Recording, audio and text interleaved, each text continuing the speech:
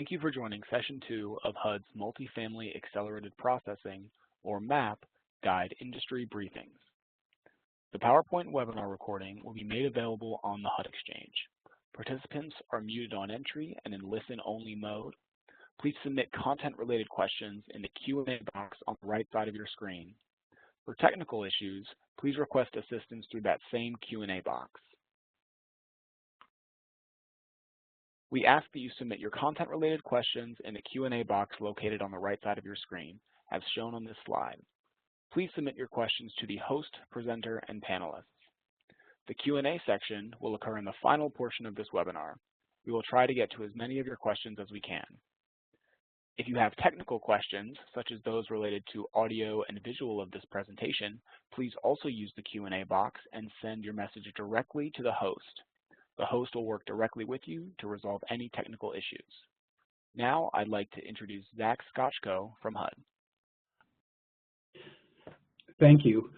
I'd like to introduce the effective dates for the MAP guide. So effective now are chapters 2 and 15, which pertain to lender qualifications and lender compliance. Also effective now are certain processing efficiencies, such as the requirement to submit environmental reports through HEROES.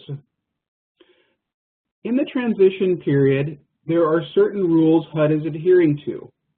For applications received prior to December 19th, 2020, those applications are subject to the 2016 MAP guide. No waivers to use any provision of the 2020 MAP guide will be considered.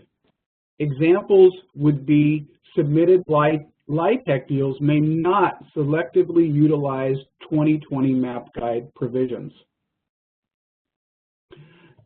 However, if a submitted application wishes to be subject to the 2020 MAP guide, the lender must completely withdraw that application and resubmit that application subject to the new Q assignment order. For applications received after December 18th, 2020, which is when the new MAP guide was issued, the lender must declare in the application whether the application is using the 2016 or the 2020 MAP guide. However, no mixing of favored provisions is allowed. The next important effective date is February 1, and it is for Chapter 19, which pertains to closing. It is applicable to firm commitments only. So firm commitments issued on February 1 will be subject to the new 2020 MAP Guide Chapter 19. Lenders and their counsel should carefully review the chapter and the new closing protocols in 19.1.2 and 19.1.3 to request and maintain a preferred closing date. Revised closing checklists are under development and will be issued in the future. The final transition effective date is March 18, 2021. This is the full transition to the 2020 MAP guide, and at this point, lenders no longer need to declare which MAP, the 2016 or 2020 MAP guide they're used, as 2020 is in full effect.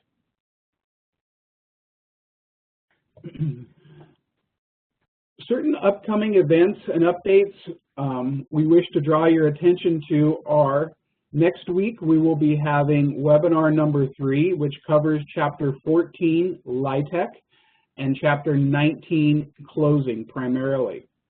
Additional highlights from Chapter 4, 17, and 18 will also be presented. This date is Tuesday, February 2nd, from 2 p.m. to 3:30 p.m. Eastern Time. We are also introducing a fourth webinar, which is an environmental radon deep dive and you should save the date as February 25 from 2 p.m. to 3 p.m. Eastern Time. We will also have a 5th webinar, which is Chapter 9 Environmental Review, and it pertains to Section 106 Delegation in Historic Preservation. The date is to be determined, but it's likely in mid-March 2021. We will firm up this date for you next week at webinar number 3. We also wish to advise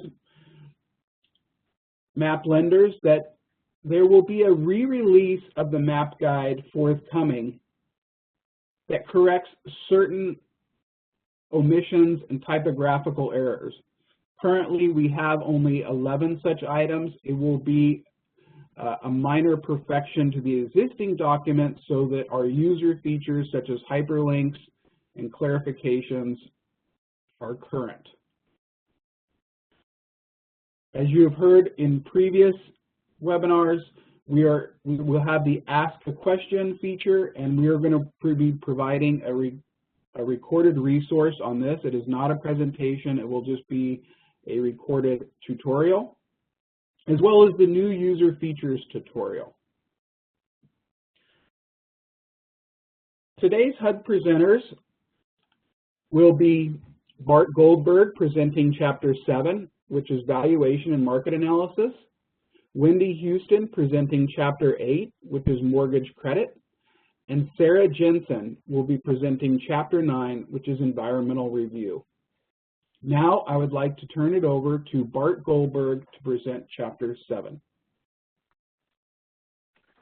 Good morning, everybody. I just wanted to say basically at the outset that when we went to rewrite and redo Chapter 7, it was basically an agreement, not an agreement. We worked together with our partners inside and outside.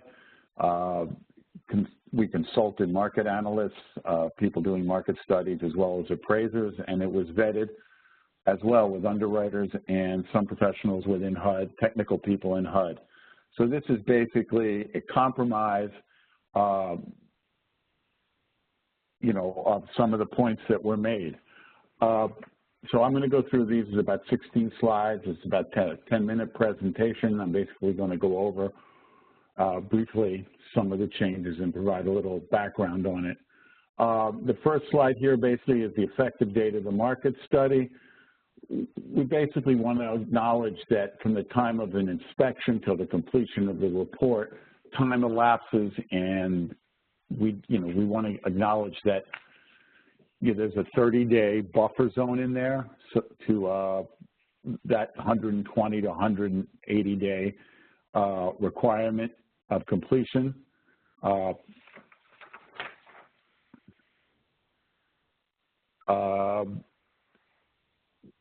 The next slide, we basically want to acknowledge that when an update is required, that an inspection may not be necessary if the current market conditions are such that it's been a stable market and the appraiser, or rather the market study person, may do a desktop analysis, and the changes, any material changes, must be included.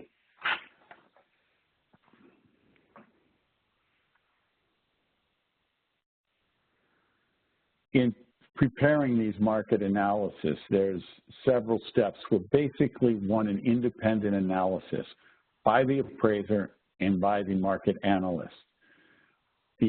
The market analyst may be required after the appraiser comes up with their rents to reanalyze the impact of those rents, as higher rents may result in an increased capture rate. Any discrepancies must be described and detailed by the lender. They must go through and explain why there are differences.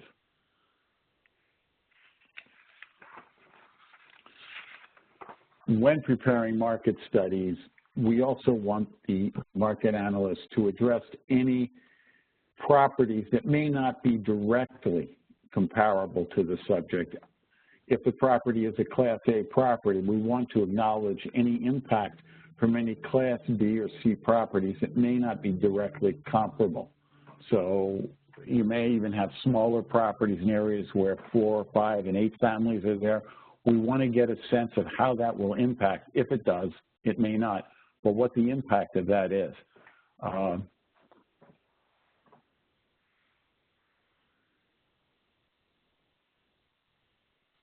When arriving at a balanced market, a 5% vacancy is typically what market participants, i.e. owners and managers of property, can consider that to be balanced. And we want to make sure that the supply and demand, even if they're at a 5% vacancy, or, is in balance, if that is correct and sustainable. And the absorption period should be that time necessary to achieve that balanced market, i.e. 95% based on the stabilized occupancy in that market. We are eliminating sustaining occupancy as a benchmark for quantitative, qualitative analysis as a methodology.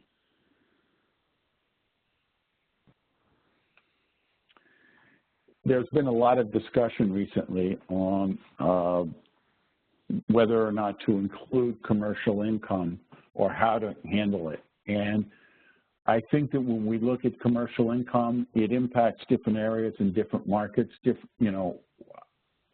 greater degrees. And I think that this, in many cases during the pandemic, has shown to be true.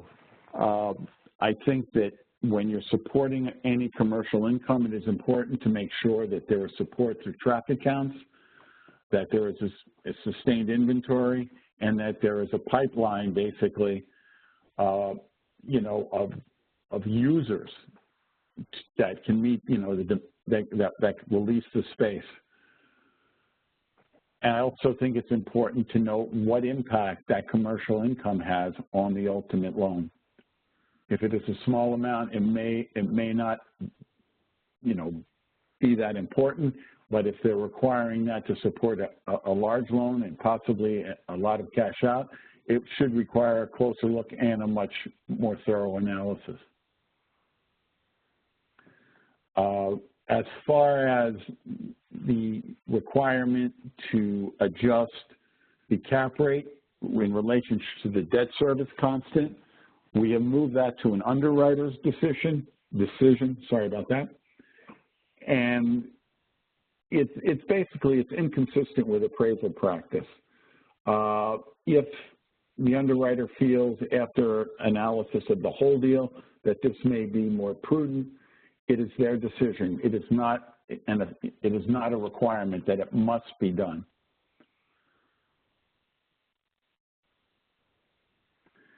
The next slide basically speaks to the use of market rents.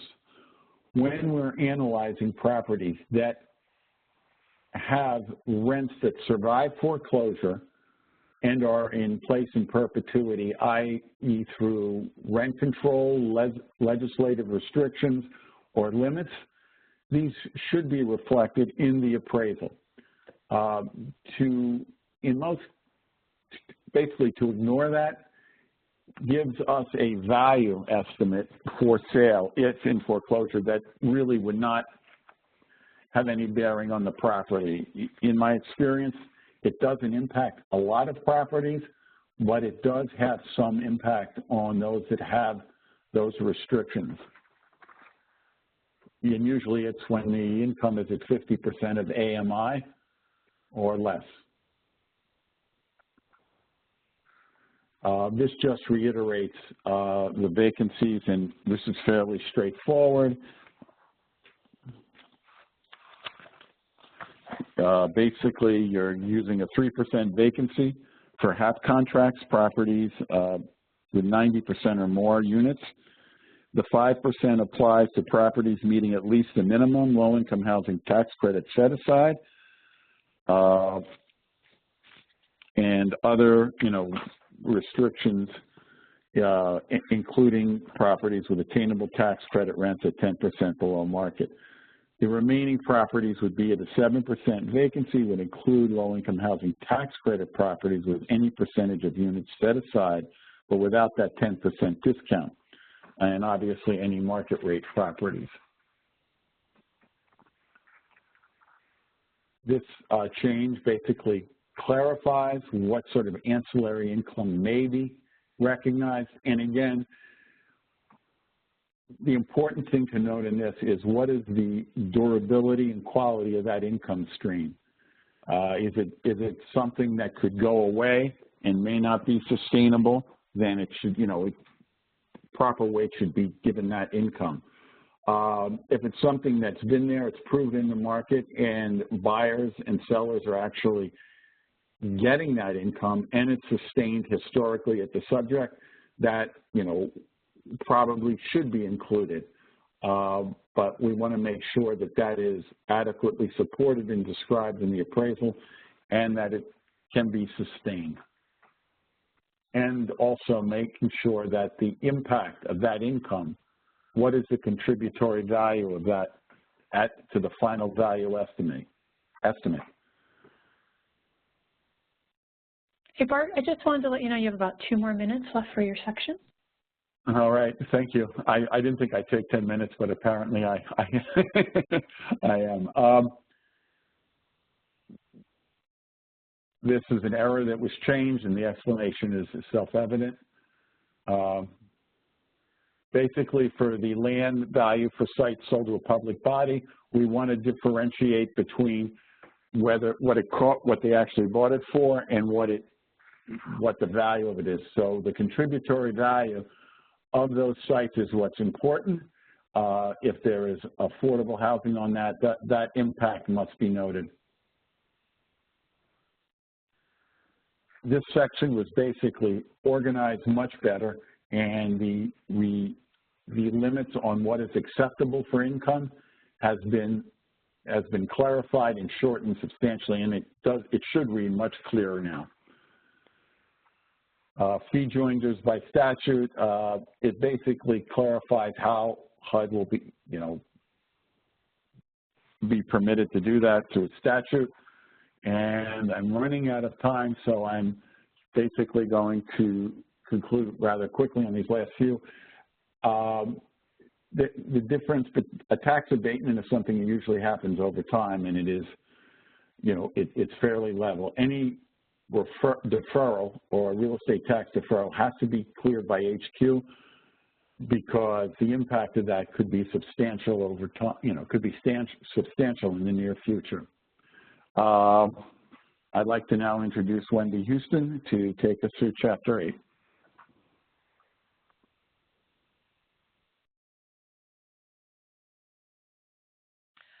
Good afternoon or good morning, everyone. Thank you so much for joining us today.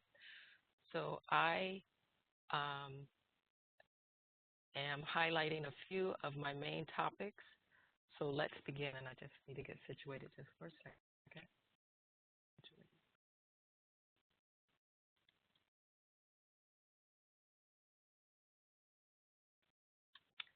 The first section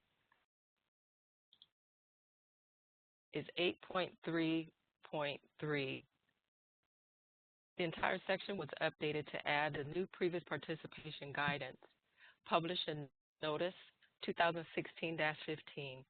The added content features definitions for a covered project, controlling participant, and specified capacity. Also added to this section is the entire list of controlling participants types listed in the same order as under the notice.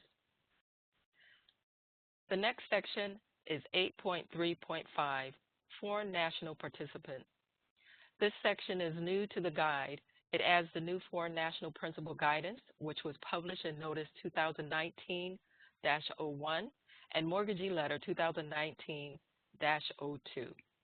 both titled Guidance for Foreign National Participation in FHA and Multifamily Programs.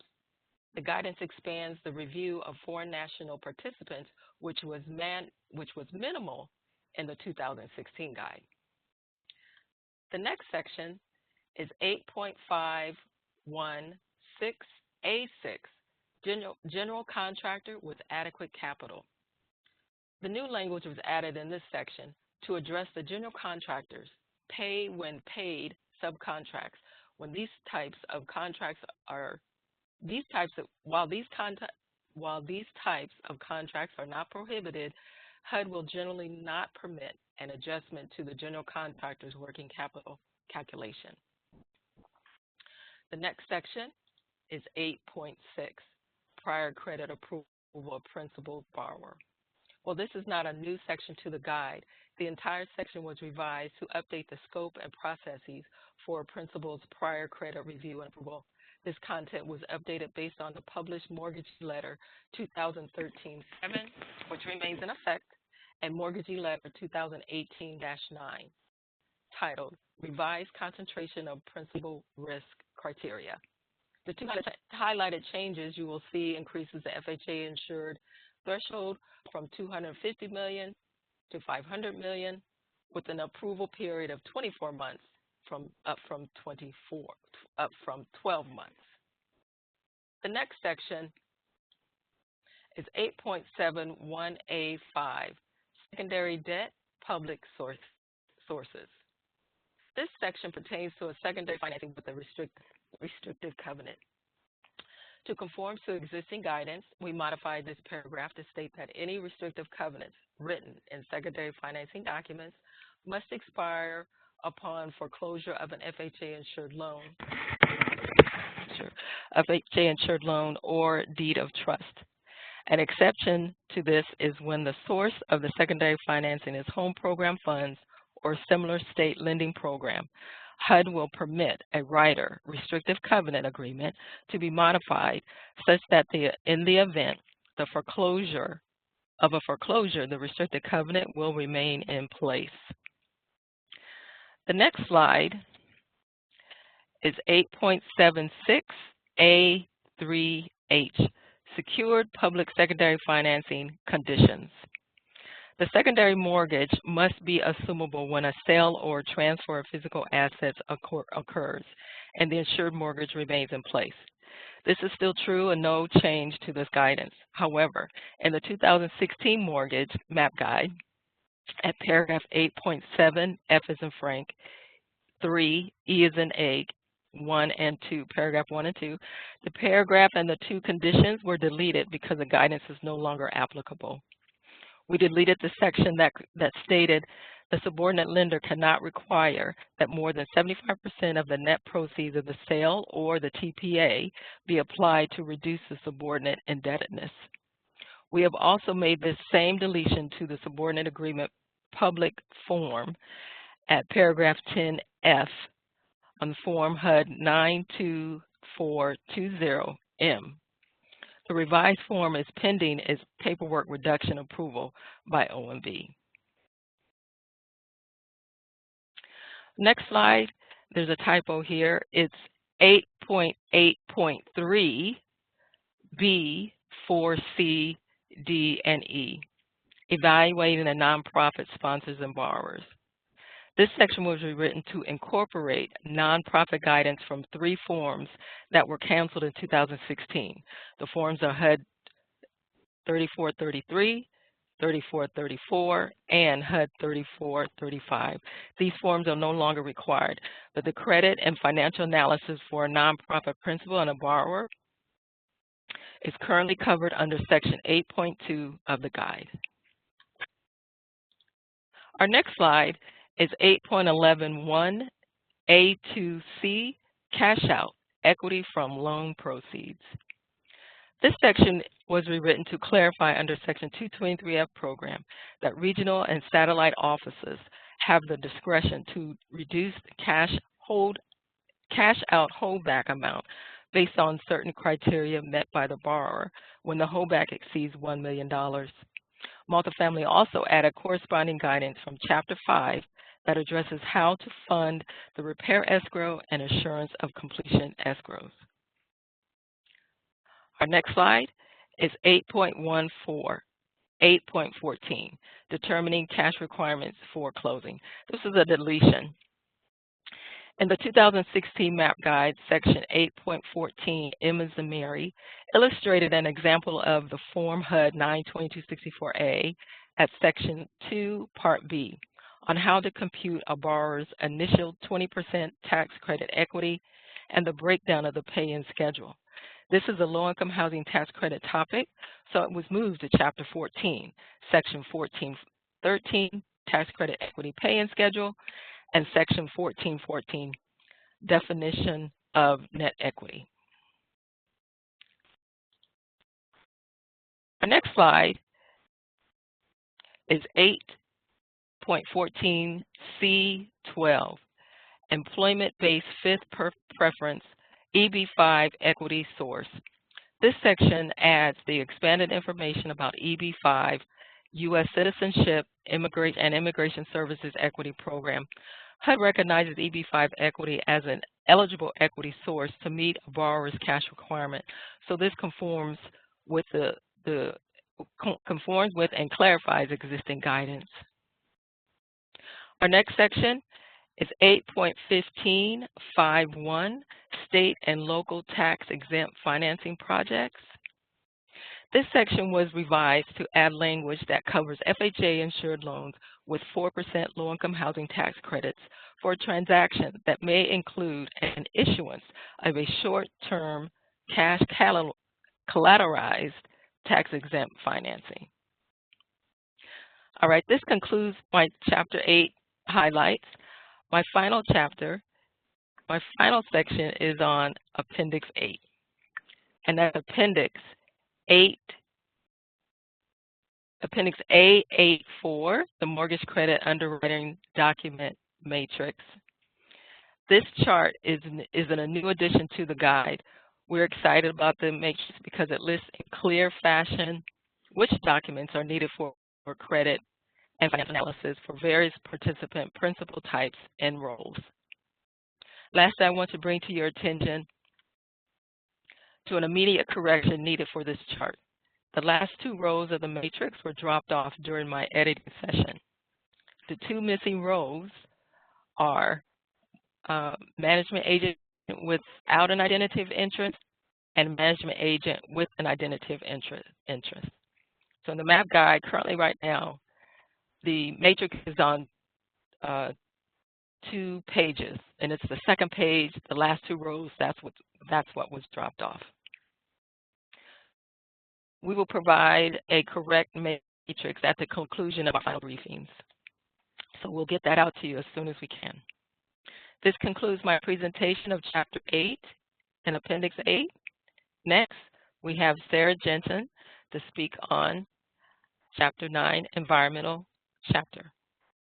Thank you. Thanks so much, Wendy, and hello, everyone. There are a number of changes to Chapter 9, and I'm going to just highlight some today. We can't cover everything, so please read the entire chapter thoroughly. We're going to go through the changes in the order they appear in Chapter 9. So let me move this. The first change is at 9.1.2A1, and it sets a national approach on how to aggregate a multifamily FHA project that is part of a larger site. The approach limits aggregation to directly related activities, for example, access roads and parking, but it's important to note that what gets defined as directly related is contextual and will vary from project to project. This section has the first of several footnotes linking to new FAQs. Here are all the FAQs in Chapter 9. The FAQs offer examples, illustrations, and links to further guidance on a topic. For example, the aggregation FAQ has 3 illustrated examples, and the Historic Preservation Programmatic Agreement FAQ has links to all of the state programmatic agreements that cover FHA projects. The FAQs on the left side of this table will be posted shortly on Housing's environmental webpage. The FAQs on the right are placeholders, and it will be a while before these are up. We can add more FAQs. So for example, we could add an additional illustrated example on the aggregation FAQ or add an entirely new topic, I'll be tracking common questions for ideas, and you can reach out directly with suggestions. The next change is a clarification that HUD staff are considering an application for FHA mortgage insurance at a particular site and are therefore limited to 3 alternatives. The action is proposed, modification within the aggregated project site, for example, changing the footprint to avoid a wetland or changing the design to mitigate historic preservation impacts, or rejecting the application. This clarification applies to the NEPA analysis, the 8-step analysis, and any law or authority that requires alternative analysis. Section 9.13 expands the level of review section to include all types of multifamily insurance. 2 things to highlight here. First, the language clarifies that 221D4 sub-rehab projects are not always an environmental assessment level of review. You must compare the project against the categorically excluded criteria, which is currently no change in land use, no change in unit density over 20%, and the cost of rehab is less than 75% of cost of replacement after rehab. This is in a footnote in this section. Some projects will fit the categorical exclusion, and some will require an environmental assessment. If the project meets the categorical exclusions, lenders must document and HUD staff must confirm that the 221D4 does meet the categorical exclusion threshold, and this must be put in the project summary screen in HEROES. If you do not submit documentation supporting a categorical exclusion, HUD will proceed with an EA level review. The second highlight is the update clarifies that 223F projects are categorically excluded even if they include new construction of accessory structures or ancillary improvements. In these cases, the project description must include the extent of the ground disturbance, and the HEROES review must consider the laws and authorities in the context of new construction. Zach already mentioned this, but the lenders and consultants must now submit environmental reports directly into HEROES. If you need any assistance, we have lots of resources on the Housing Environmental website. There's a link directly from the MAP guide in section 9.3 and section 9.1.1b. We have information about how to access HEROES, guidance documents, and a webinar that we recorded just this past fall.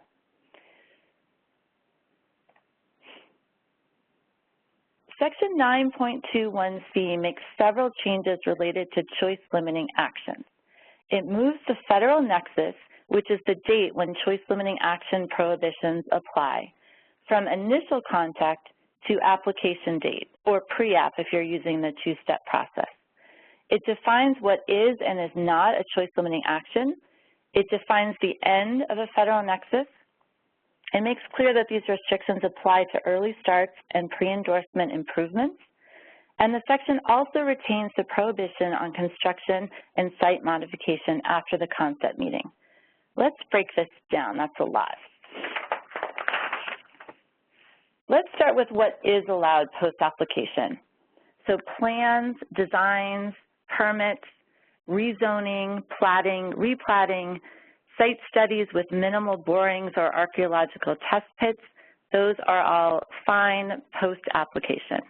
There's also a new activity here on this slide, which is normal operations of existing multifamily residential properties during the FHA application process. So this includes leasing, work related to unit turnover, and even regularly scheduled or emergency repairs. Not allowed prior to an environmental review are any critical or non-critical repairs that are included as part of the FHA application.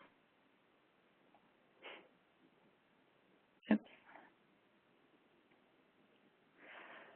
Okay, the new language also defines the end of the federal nexus. If an application is not submitted within approved timeframes or is submitted but withdrawn, it is no longer federalized. If you're in communication with HUD about extensions, the project is still federalized. Please note that if an application is resubmitted at a later date, the application must address any environmental compliance concern noted at the original submission. For example, If HUD hosts a concept meeting for a site that contains threatened gopher tortoises and the project withdraws, clears the site with the intent to use conventional financing, but then comes back in for FHA, HUD will want to know how the site considered and protected the tortoises. If the answer is it did not, HUD may reject the application. This applies to projects that come in for a 223F refinance as well.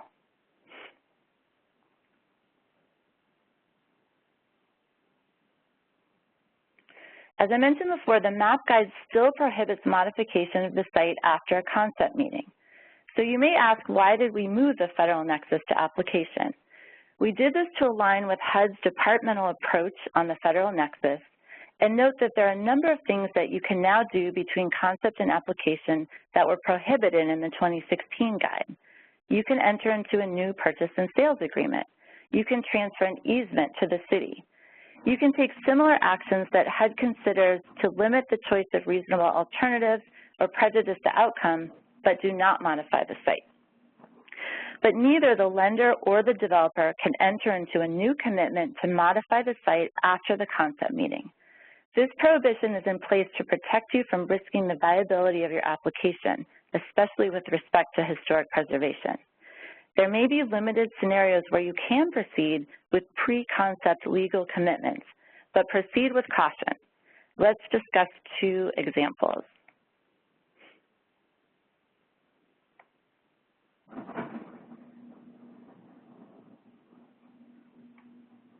I'm not able to advance this slide.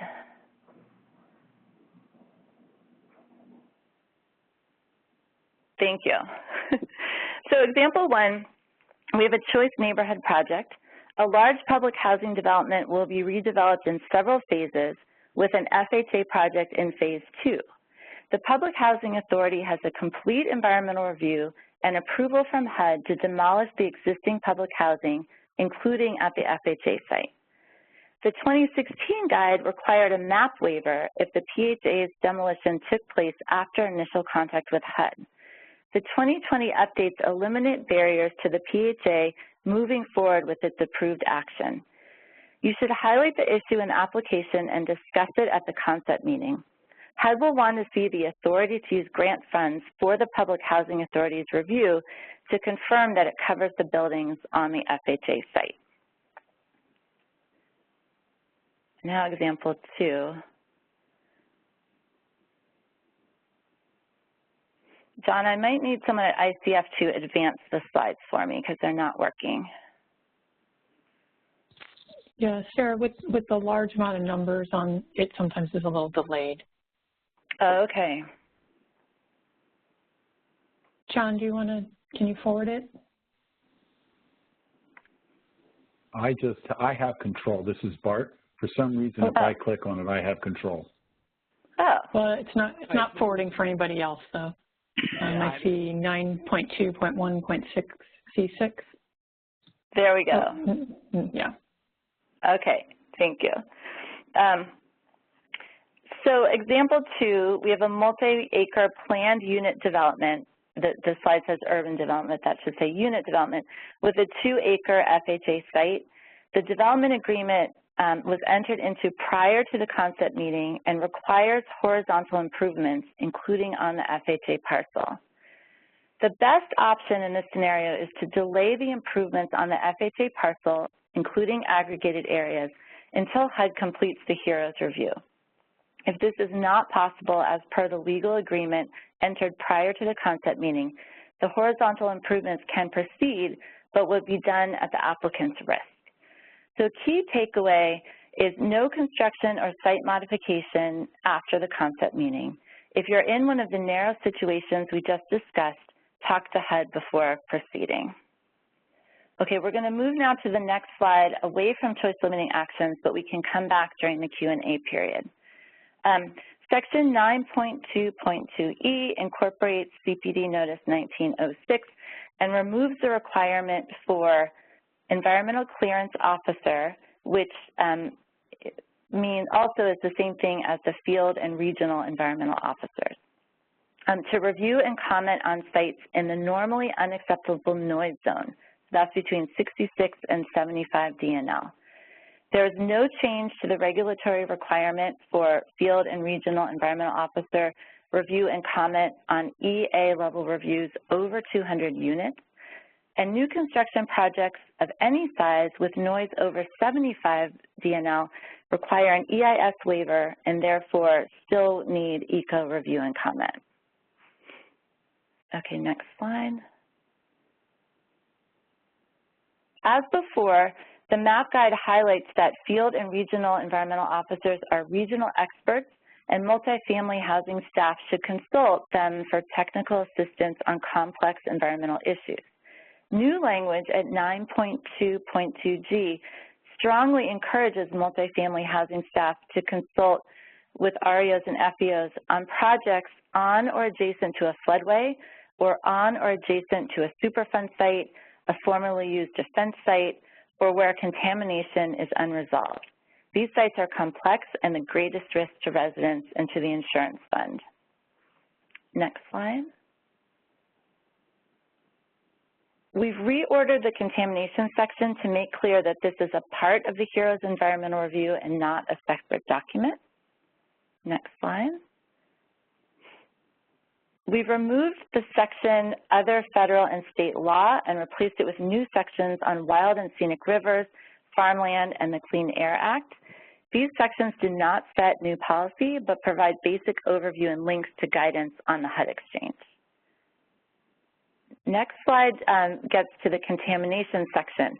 There were actually very few changes to contamination sections 9.4 and 9.5. One change is there's a new section for projects on or adjacent to Superfund NPL sites. We crafted this language with input from EPA, and it gives guidance on NPL, which stands for National Priority List, NPL site characterizations, and the types of documents that EPA can provide. Next slide. A second change is a new requirement for integrity testing and operation and maintenance plans for underground storage tanks that are not regulated by local, state, tribal, or federal authorities.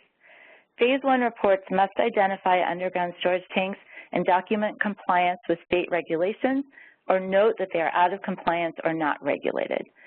This is a topic that has an FAQ with links to EPA guidance.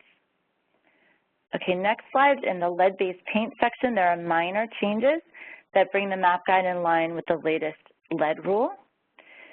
And then the next slide, asbestos. There are some significant changes in the asbestos section, which is 9.6.2. We replaced the 1978 threshold date for asbestos surveys with a 1989 threshold date. Some of you may note we originally proposed no date at all, but reconsidered in light of drafting table feedback. Working with HUD's Office of Healthy Homes, we determined that the 1989 EPA partial ban on asbestos-containing materials eliminated risk from most building materials except roofing, and we therefore require applicants to verify the composition of roofing materials for buildings of all ages. The updates also require a pre-construction level asbestos survey for rehab projects that are above the repair threshold as defined in Chapter 5. Okay, next thing on asbestos, the new language replaces the 2016 MAP guide requirement to remove friable or damaged asbestos with a more flexible risk-based approach. Okay, next slide, we're going to talk about radon, and there were significant changes to radon. As Zach already mentioned, we are going to have an entire standalone training on the MAP radon updates on February 25th.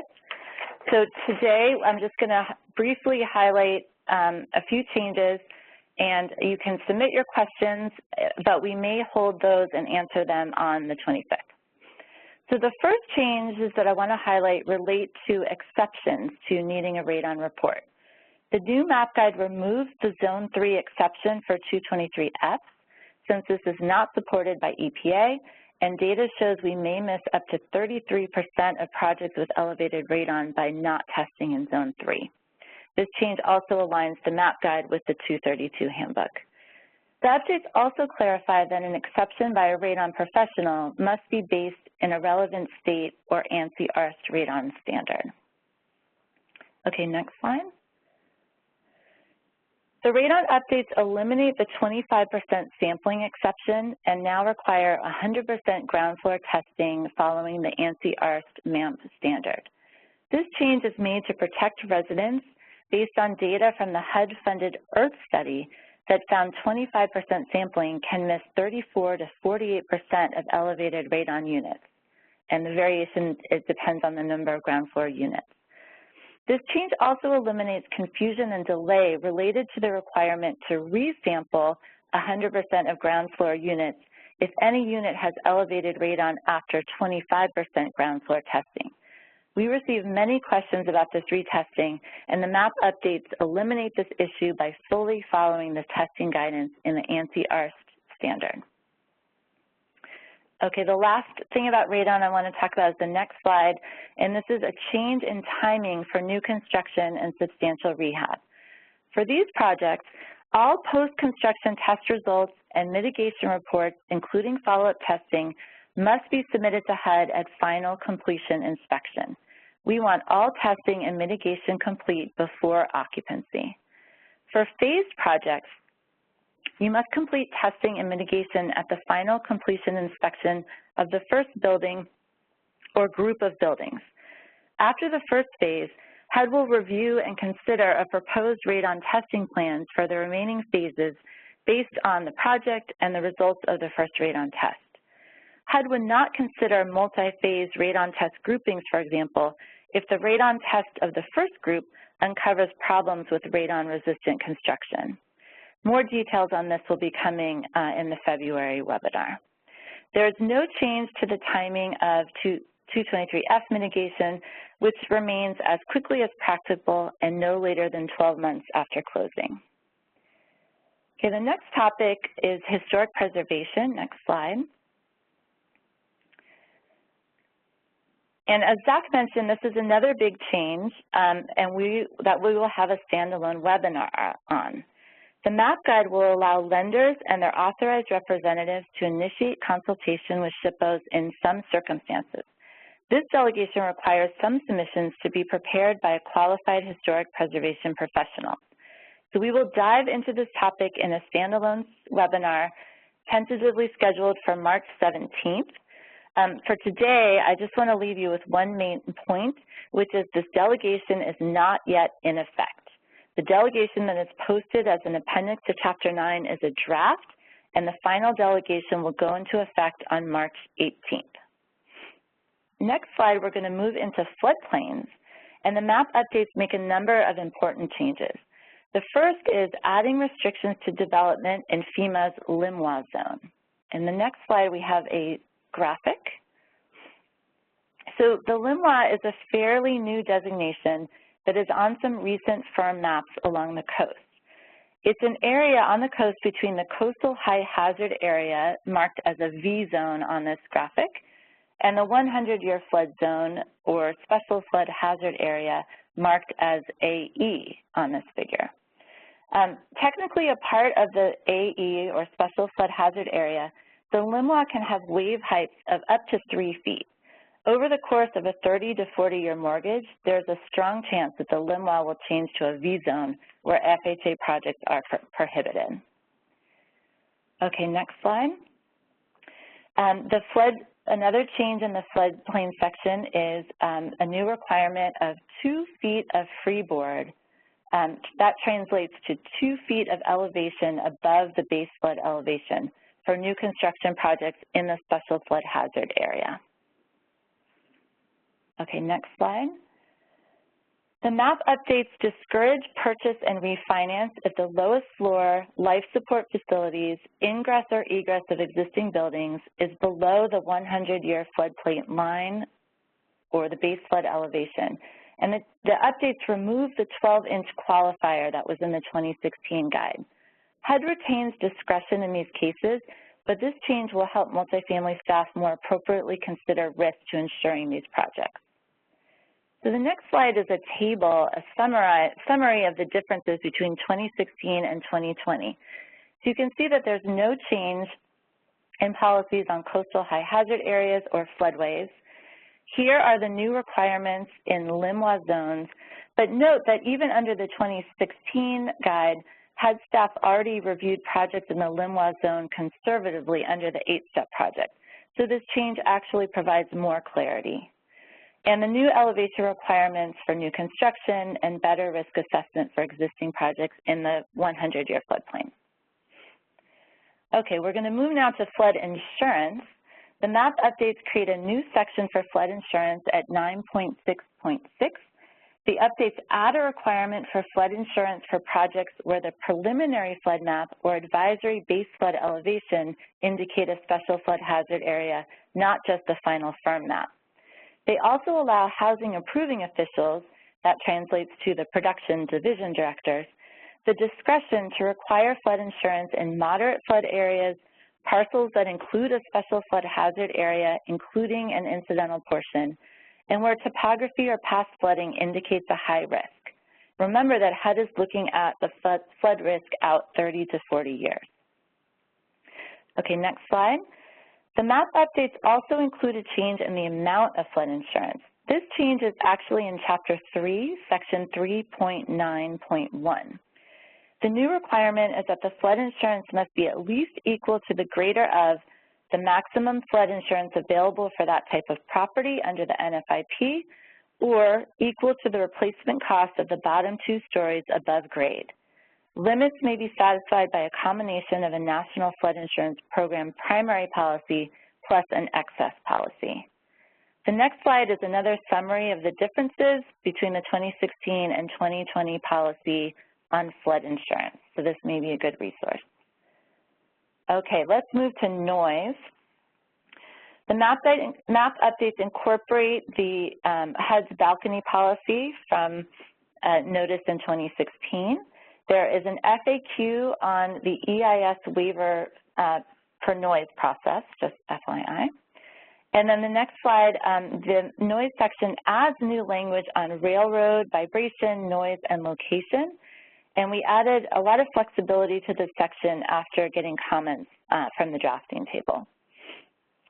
Okay, next slide. Acceptable separation distance. Section 9.69 incorporates the new final rule on residential propane tanks. This section also provides additional guidance on how to consider above-ground tanks for existing projects that do not increase residential density. Next slide is on pipelines. Section 9.6.19b provides a clearer path to consider risk from pipelines, a table to assess risk, and a requirement for professional assessment of the riskiest pipelines. We also added detail on the next slide on the fall hazard section at 9.6.19c. This section defines fall hazards more clearly as high voltage utility, volts and towers, and freestanding structures such as radio towers, water towers, and wind turbines. This section eliminates, does not define fall hazards as items affixed to the FHA building, such as a radio or TV antenna, a satellite dish, or a cell phone tower on top of the building, and it also does not include local service electric lines and poles. The updates also allow HUD to consider an exemption to the fall distance requirements for existing housing or projects with a report from a registered engineer as described in this section. Okay, the next slide, fracking. Section 9.6.19f adds fracking to the existing section on oil and gas wells. The updates tie the risk to the distance from the fracking well pad, which is the location where the drilling takes place and the gas and the oil is extracted, and inserts a minimum distance of 300 feet from that well pad. And then the final point, the final slide is on EA factors, environmental assessment factors, and the map guide at section 9.620 expands the guidance on environmental assessments, and this is one of those that has an FAQ, but it will be coming a little bit farther out. So that is the end of this section, and I'm going to turn it over to ICF for questions on all of the chapters. Great, thank you. We do have a couple more slides about some resources. Did we want to cover those first? I guess I'm asking Zach or David. or do we want to go into the questions? Sure, I'll cover those extra slides now. So the map guide resources are found at the following URL. I can tell you a shortcut is to type HUD map guide into Google, and this URL is usually the first result. This also includes the archived map guide. So as we go through the 2020 map transition, certain applications may still want to reference the 2016 map guide, and you can find those at the bottom link.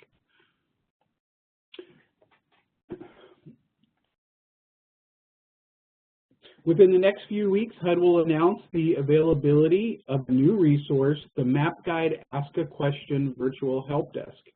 This slide shows the place where you can ask additional questions that come up after you've left this webinar.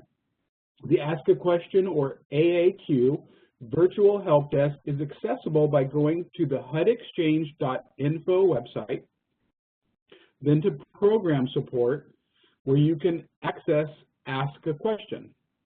Don't forget that after you confirm who you are on step 1, step 2 is where you ask the question, but be sure to choose the map guide option so your question is routed properly. Once the map guide AAQ is launched, all questions must be submitted to the map guide AAQ. I'd like to thank We're going to go into our question and answer session, but I'd like to thank the presenters Bart Goldberg, Wendy Houston, and Sarah Jensen for their content today. Now I'll turn it over to ICF to host the Q&A session. Great, thanks, Zach. Just a reminder to everybody, if you do have a question, please go ahead and type it in the Q&A box, and we're going to try to get to as many as we can today. The first one is for Sarah. So Sarah, you might want to unmute. Could you comment on what is required in HEROES on an A7 application? Yes, thank you. An A7 does require an environmental review in HEROES. It's an extremely limited review, so it's basically the project description. You have to check floodplains and have flood insurance if that's needed. And there are, radon testing is encouraged and lead-based paint is sometimes required. So that does have to go into HEROES at the A7, and we are asking that lenders and their third parties enter that documentation for an A7. Great, thanks, Sarah. The next question is also for you. Do you know when HEROES, when their built-in decision-making trees will be updated to reflect the 2020 HUD MAP guideline? HEROES is not planning any specific updates related to the 2020 MAP updates. Okay. David, I have a question for you, so you might want to unmute. With the new choice limiting guidelines, does that mean the client cannot begin completion of critical and non-critical repairs prior to an issuance of a firm commitment? Are you able to speak about that?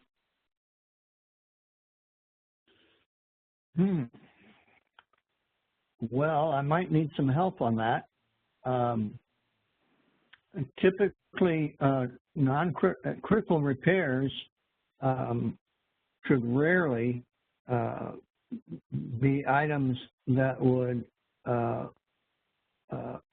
trigger an environmental review. I mean, they're typically going to be fixing some bad wiring or a stair or step that's weak or about to fail, or railing that's about to fail, items that would, be life-threatening.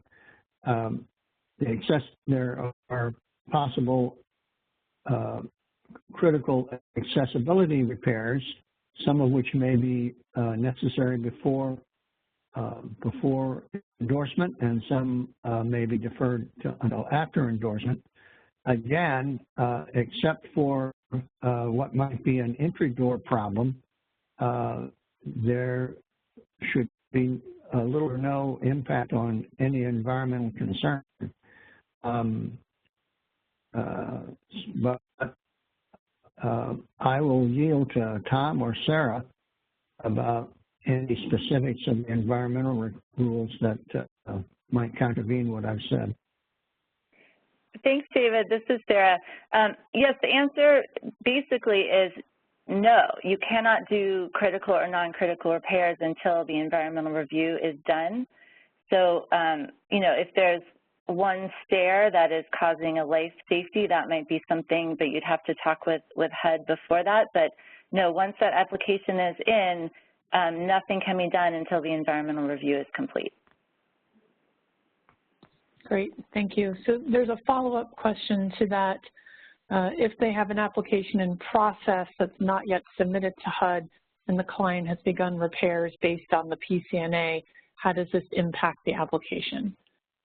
This is following up with the choice limiting actions. I would need a little more information on that. Yeah. Okay, we have the person's name, so we can follow up. It would seem like the premise would be covered by Sarah's immediately previous answer that you can't do these things until the environmental review is complete. Great, thank you. Sarah, next question is for you. It says, how is the ESA assessor supposed to determine the roof composition is presuming acceptable? That is a good question. We actually say in the chapter, so I will tell you exactly.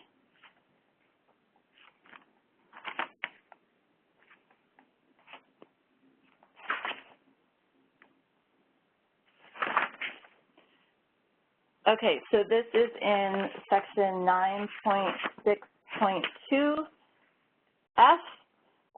For structures built in 1989 or later, HUD requires projects to report any knowledge of asbestos use at the property and to verify the composition of roofing materials, either through direct documentation, for example, receipts or labels, or through sampling and analysis.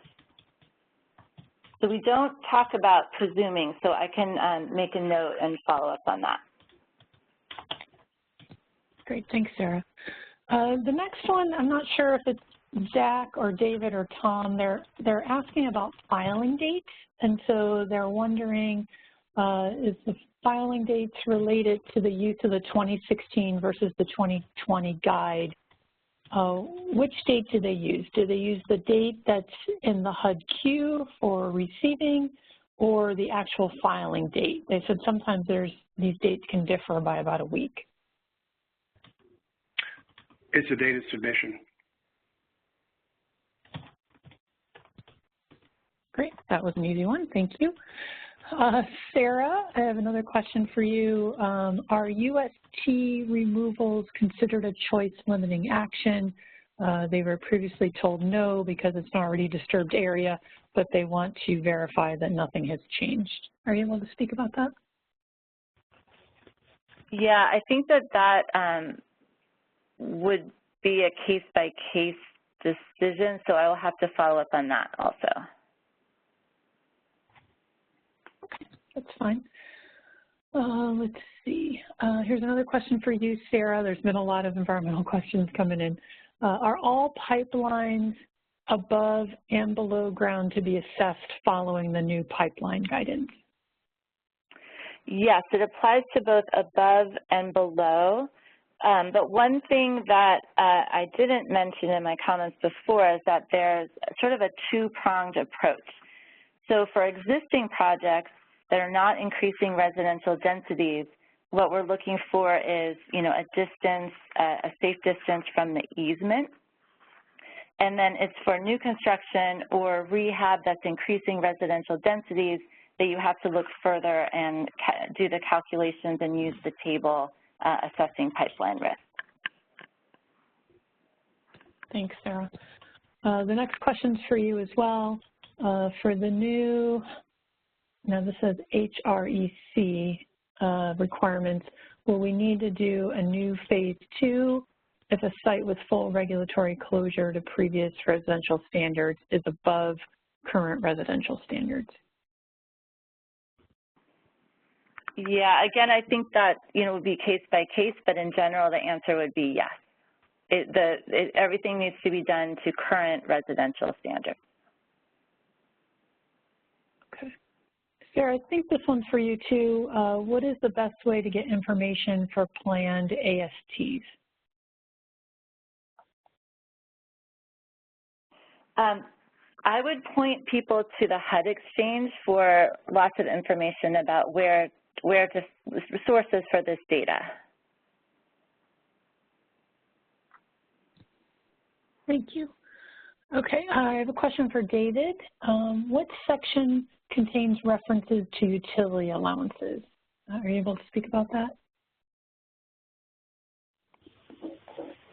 I don't think that we make any reference to utility allowances. We don't determine the utility allowances. That's essentially an asset management question and comes up in the context of determining assisted rents for assisted housing. As I guess also tax credit calculations. But none of those are calculations that multifamily production writes guidance for. Great, thanks, David. Sarah, I have another question for you. This is about underground high-pressure gas transmission pipelines. What are the new clearance perimeters? They were previously exempt. Are you able to share that information today? Can you repeat the question? I'm not sure I understood the question. Of course. They're saying regarding underground high-pressure gas transmission pipelines, what are the new clearance perimeters? They're saying they were previously exempt before, and so they're wondering what the new clearance perimeters are. Okay, I'm not aware that they were exempt before, so basically, they would just follow the guidance as laid out in the MAP guide about assessing risk from pipelines.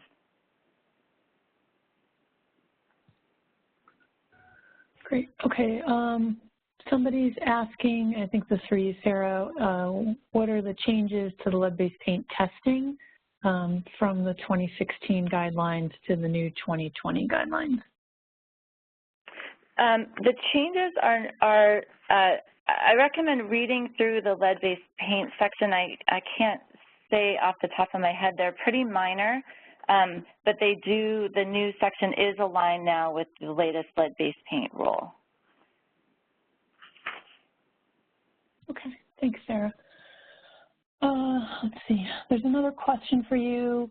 It says they're curious if there's clarification added to the 2020 guide on pre-demolition ACM surveys, and if those are required at pre-application or can be floated to firm.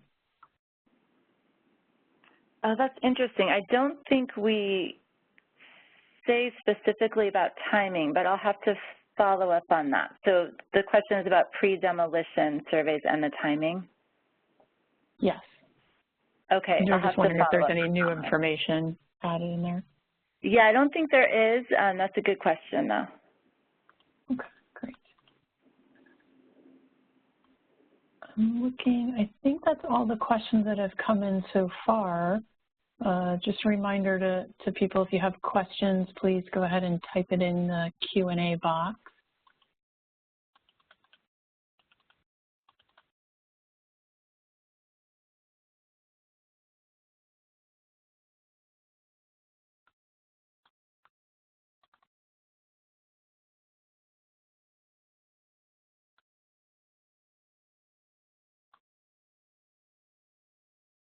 I'm seeing some questions rolling in here, so let me try to get over there.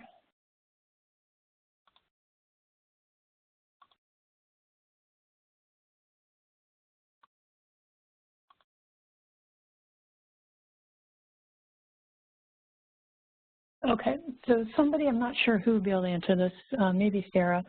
It's section 9.6.2.J.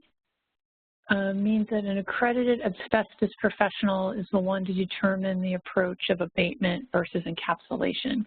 Does this determination need HUD approval?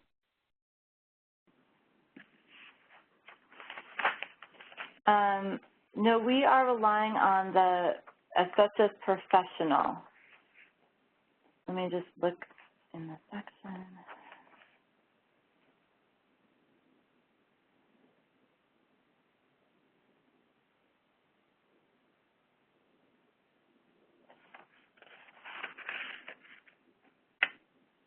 Yeah, HUD staff will review the plans, but we defer to the asbestos professional on their recommendations. Great, thanks, Sarah.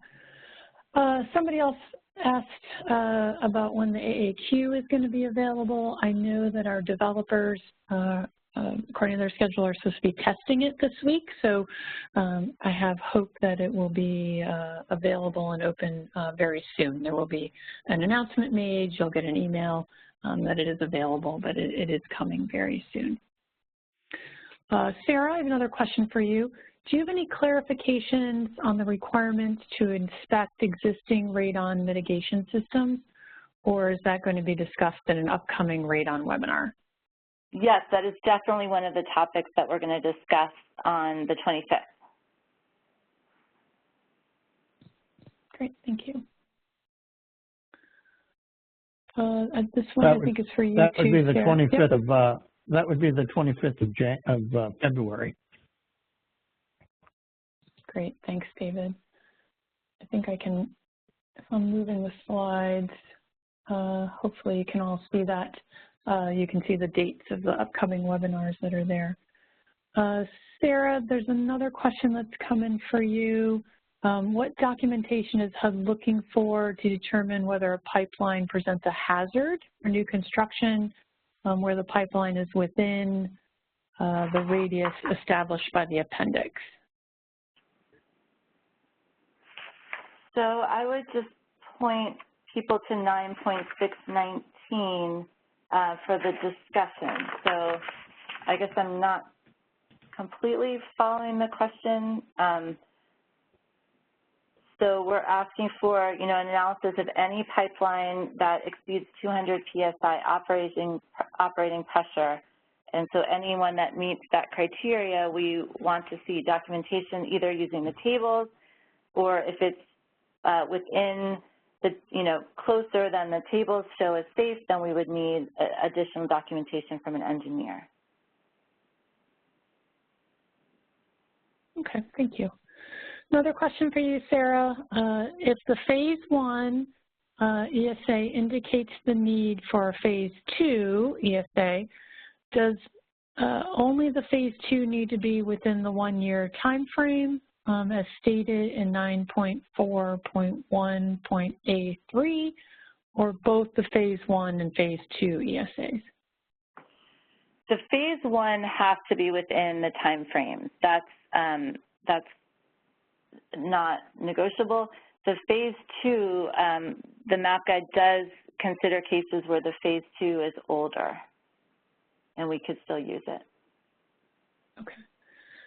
Here's another question for you, Sarah. What is the preferred timing for lender consultation with HUD on the phase 2 ESA? And they're saying, as a design member, a design team member, they're trying to understand how the outcome of the phase 2 ESA might impact the overall project scope and therefore timing within the overall process. I love this question. We repeat a bunch of times in the map guide that before commissioning a phase 2, lenders should talk to HUD. So I would say as early as possible, because we want to make sure that it covers the scope and, we really talk through what we're looking for and what the next steps would be. So I would say, as early as possible. Great, thank you.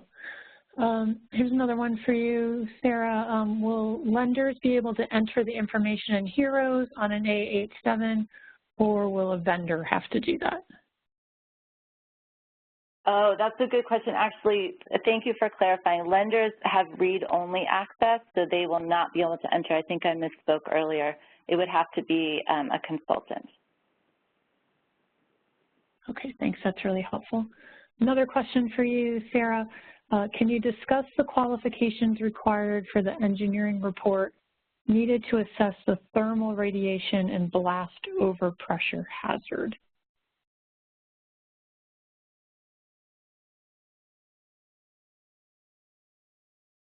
So this, I'm thinking, might be a good FAQ. So at this point, I would just point people to the math guide, but we may need to work something up in an FAQ. Great, okay. Right, somebody, I know we talked a little bit about the roofs already and presumption, but I think they're still trying to get their head around that. So they are asking again, are you still able to presume roofing material contains asbestos rather than perform destructive testing? Yeah, we're going to need to follow up on that question. Okay, no problem. Here's another one for you, Sarah. You're the popular person today. For new construction projects in the vicinity of a pipeline, I think we already asked this one. I'm sorry, this one's already been asked. I'm not going to ask that one again. Chris, yep, go ahead. Oh, hey, Wendy, you want to go ahead and answer your questions? Yeah, I have two, if you don't mind. Great, why don't you go ahead? Jump off. So it's for section 8.5121 and 3.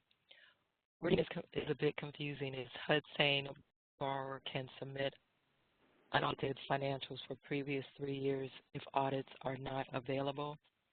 And the answer to the question is yes. This is regarding the submission of financial statements on a 223F deal. The second question pertains to lender's review and recommendation.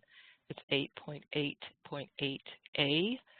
Says the underwriter recommendation should be within mortgage credit submission. Is HUD okay with lenders creating Appendix 5-0, lenders lender's mortgage credit narrative, and that is yes, it should be bound separately. That's it. Great, thank you. Mm-hmm. You're welcome. That's all the questions I have that have come in, unless panelists have seen other things or anything they want to clarify. I'm seeing a few that came in around 9. Chris, should I just answer them? Sure, go ahead. One question was about 202s and whether they should use HEROES. So programs other than FHA housing programs have their own environmental guidance, and the 202 program has its own environmental guidance, and yes, it does require that the reviews be done in HEROES. So I hope that's helpful. And then there are a couple of questions about noise and new construction. So one is there's a 221D4 with an addition to the existing building. That would be treated as new construction because that's new units that are being exposed to noise. So that would need a noise assessment and to be treated as new construction for noise. And then another question is noise assessment warranted only for new construction projects solely in EA level of review? Yes, and we did a webinar specifically on noise over the summer, and we talked about this. So in HEROES, if you're doing an EA level of review, either for new construction or sub-rehab at the EA level of review, you do need to do a noise calculation. If you're doing a CEST level of review, you do not. However, if you're in a noise impacted area, it's a really good tool because the regulation strongly encourages noise attenuation, and so it's something that is really helpful to understand the noise impacts and what kind of attenuation you need to have. Thanks, Sarah. It's really helpful. I think the questioners might have sent that directly to you in a chat, so we're unable to see those in our Q&A queue here. Bart, were there any questions that came in directly to you that haven't come up yet, or anything else you wanted to add? No, I did not see any, but I'm trying to go through it, so if anybody's got any questions, I'd be more than happy to help out. Okay. Sarah, another one came in for you. They're asking, is flood insurance required for new A7s if the buildings are outside of the 100-year floodplain, but incidental improvements are within the 100-year floodplain? Yeah, that's that category of, this is at the discretion of the production division director, especially if there's been flooding at that site or if the topography is flat and there's a risk, you know, over the term of the mortgage that there might be flooding. That would be something that HUD might require. Okay. There's another pipeline question. I don't know if you're able to answer this now or if you might need to do some more research, but they're asking, how would the new pipeline analysis be completed when the most important information is the diameter and operating pressure, both of which are highly sensitive and regularly not provided? Yeah, let's put that as a follow-up question. Sure, no problem. Another question here for you, Sarah. Is marketing the main concern on noise with existing 223F projects, or would noise need to be mitigated? So the regulations do talk about marketing as being the most important consideration, and they also say that HUD, you know, at certain levels of noise are encouraged to do noise attenuation, and at certain higher levels of noise are strongly encouraged. So the regulation does, and the way this would work is if the 223F repairs are not related to things that could do noise attenuation, then there's not much else to do. But if the planned work involves changing out windows or replacing insulation, or you know, if the noise is coming from airport noise and redoing the roof, then that's an opportunity to work noise attenuation into those repairs. And in contrast, substantial rehab, there are a lot of opportunities to work in noise attenuation. So for 223F substantial rehab, we would want to see noise attenuation worked in, even if it wasn't planned. That's really helpful. Another question for you, Sarah. How is environmental review completion evidenced? They're saying in a 223F, is it really necessary for them to wait until commitment for completion of critical repairs, which can often take more than 2 months from commitment to closing to complete? So it's evidenced by a completed and approved HEROES review, which may come before the commitment. And the other thing I want to mention is that there are activities, if it's below the maintenance threshold, then that would not be a choice limiting action. So things like replacing the broken stair that someone mentioned would be fine, because that is under the maintenance threshold. But anything over the maintenance threshold would need to wait until the HEROES review is complete and approved. Okay. Another one for you, Sarah, and this is talking about COVID times and access to units. They're saying with 100% radon testing on 223Fs, do you have any guidance if tenants won't allow access during COVID? Yeah, that's a great question, and we're definitely going to cover that on February 25th. Great, thanks. I know Wendy had to leave because she has to go to another webinar. Maybe David can answer this, and if you can't, David, we can just follow up later. But they're asking about the 221D4 pre-application checklist, and they're asking, has the APPS 2530 required exhibit? They've been told by headquarters this is optional, but I think they heard today that it's going to be required. Do you have any information about that? Is HUD going to change the exhibit 5-5A to optional? The 2530 clearance is not optional. How it is evidenced is not something I want to talk about absent windy, but all principals meet the definition of a principal need to have 25/30 clearance. Okay, great. That's all the questions that have come in so far. I know we just have a few minutes left. David, I don't know if you want to wrap things up for us, or I know Zach had already done some final things. Zach, why don't you wrap it up for us? Okay, we'd like to thank everybody for participating here. Some of these questions will be rolled over to a written frequently asked questions where we'll provide more complete and detailed answers. Again, this session is recorded, so you will be able to view it soon through HUD Exchange. We will be disseminating that information. We have records of everybody who attended all 3 sessions, and we're going to get that information out to you.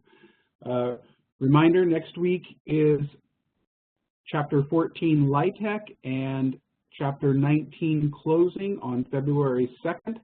Please plan to attend, especially if your roles involve those disciplines.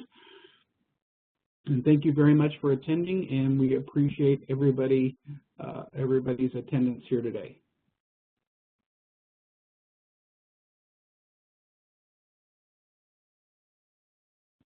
This concludes our presentation. Thank you for attending this webinar. We hope you have or will register for the 3rd session of the MAP Guide Industry Briefing Series.